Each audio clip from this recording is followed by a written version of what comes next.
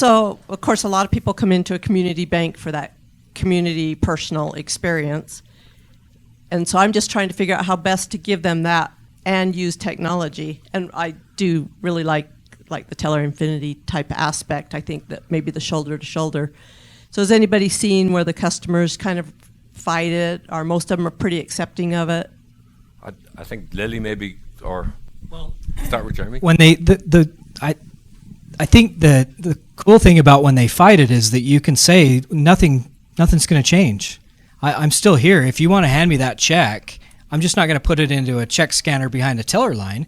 I'm going to put that check into the Teller Infinity unit, and I can still do the transaction for you. So nothing has really changed in that. And as you teach those are teachable moments that as people start to learn that, then the next time they come in, right, they do the transaction themselves. And all you're really doing is just shifting where that teller is in the branch, where the member is in the branch, and you're more of a side-by-side having a conversation. What I think is important in that is making sure that you can serve the member so that you're not breaking up the transactions to have them go stand in another line for something that they could have done at your teller window. That's when I think you'll get pushback of, well, I'm good to cash my check, but the minute I ask you about direct deposit, you don't have the tools or the functionality to. So the solutions are great to have. The systems are key, but you've got to have an overall solution, I think, in place. So I want to add on to it because I think it's a great question. And I think Glory as a company made a huge investment in professional services group. So we consult with our customers, because something Danny said earlier about just putting equipment in a branch will probably net you nothing. And so there's a whole lot of work before that.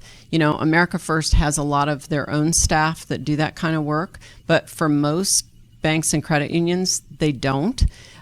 So you have to have someone who can help you figure out where are the branches where this is going to work, what's the most feasible solution, and also, how do you train your staff to train your members or customers? I mean, that's really critical. And we do like a playbook for Teller Infinity to sort of even walk them through scenarios with, customer questions or member questions, like how would you handle this? So we are helping you train your staff to train your customers, because it's all going to come down to the people.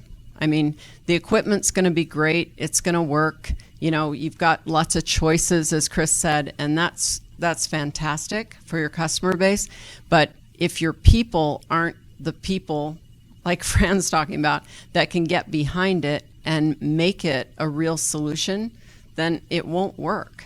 And so starting out with that, like the planning and the consultation on what's going to work, yeah, I think you can take it live to a branch. I mean, I would want to, maybe do just some minor testing in your back office for a week or so. But after, we have an entire group that does only that, professional services consulting.